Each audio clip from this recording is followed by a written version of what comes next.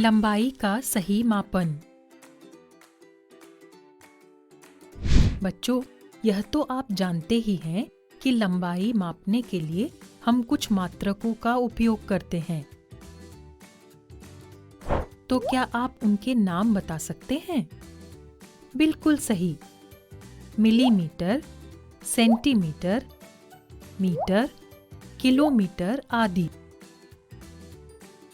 पर क्या आप जानते हैं कि मात्रकों के साथ-साथ लंबाई के मापन के लिए सही विधि का उपयोग करना भी बहुत आवश्यक है।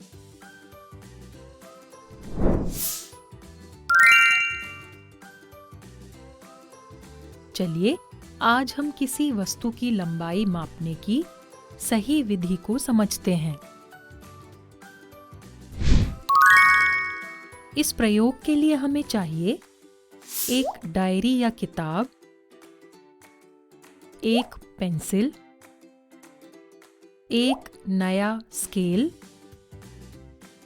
एक स्केल जिसका एक सिरा टूटा हुआ हो।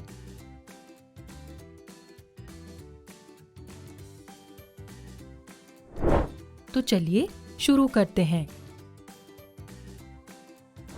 सबसे पहले हम एक डायरी लेते हैं जिसकी लंबाई पता करनी है। इस डायरी की लंबाई पता करने के लिए हम एक स्केल लेते हैं। स्केल को डायरी की लंबाई के अनुदिश रख लेते हैं। स्केल के जीरो को वस्तु की ठीक शुरुआती बिंदु यानी प्रारंभिक बिंदु पर रखते हैं। अब देखते हैं कि डायरी का अंतिम बिंदु स्केल के किस माप पर आ रहा है और अंतिम बिंदु का पाठ्यांक ले लेते हैं। ध्यान रहे, पाठ्यांक नोट करते समय हमारी आंखें उस बिंदु के ठीक ऊपर होनी चाहिए अथवा माप गलत हो सकता है। अब इसे नोट कर लेते हैं। यही डायरी की सही लंबाई है। अब एक और स्केल लेते हैं। इस स्केल को देखिए, इसका जीरो वाला सिरा टूटा हुआ है। तो अगर आपको इस स्केल से एक पेंसिल की लंबाई मापनी हो तो आप कैसे करेंगे? आइए देखते हैं। इस स्केल में जीरो नहीं है तो हम स्केल के किसी ऐसे पूर्णांक यानी वह अंक जो पूरा और साफ दिख रहा हो, जैसे 2 सेंटीमीटर, इसको वस्तु के प्रारंभिक बिंदु पर रख लेते हैं। फिर स्केल पर पेंसिल के अंतिम बिंदु का पाठ्यांक नोट कर लेते हैं। अब पेंसिल की लंबाई ज्ञात करने के लिए अंतिम बिंदु के मान में से प्रारंभिक बिंदु के मान को घटा देते हैं।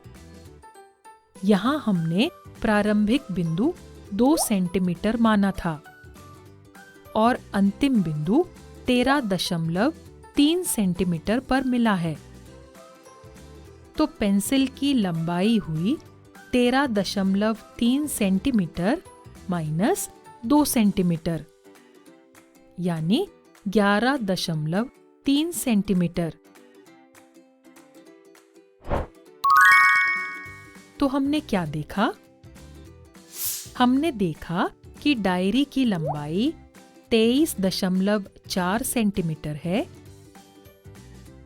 और पेंसिल की लंबाई 11.3 सेंटीमीटर है।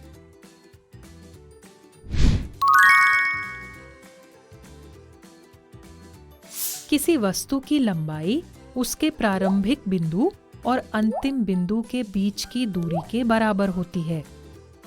यह तो आप जानते ही हैं कि किसी भी संख्या में से जीरो को घटाने पर हमें वही संख्या मिल जाती है। इसलिए प्रारंभिक बिंदु को स्केल के शून्य पर रखकर अंतिम बिंदु का मिला हुआ मान ही वस्तु की लंबाई के बराबर होता है। यदि किसी स्केल का शून्यांक ना हो तो एक ऐसे पूर्णांक को प्रारंभिक बिंदु ले लेते हैं जो स्केल पर साफ दिख रहा हो। इस तरह दोनों बिंदुओं के बीच की दूरी ज्ञात करने पर हमें वस्तु की लंबाई प्राप्त हो जाती है।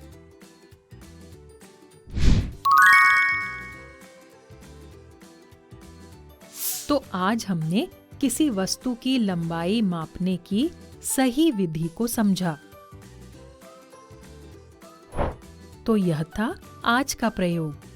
फिर मिलेंगे एक नए और रोचक प्रयोग के साथ।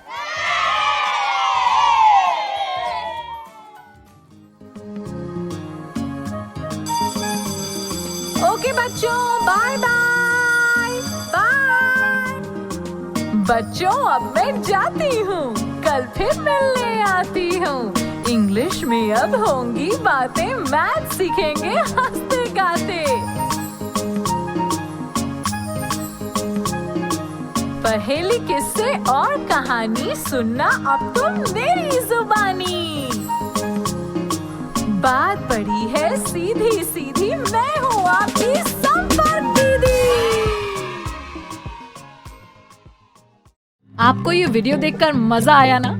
अगर आप इस वीडियो से संबंधित अन्य संसाधन जैसे कि अन्य वीडियो, गतिविधियां, क्विज इत्यादि देखना चाहते हैं तो अभी डाउनलोड करें संपर्क स्मार्ट शाला मोबाइल एप्लीकेशन। और हाँ, अगर आपको ये वीडियो अच्छा लगा हो तो इसे जरूर लाइक करें। और भी नए नए वीडियोस देखने के लिए सब्सक्राइब बटन पर क्लिक करना न भूलें। मिलते हैं बहुत जल्द YouTube और संपर्क स्मार्ट शाला ऐप पर।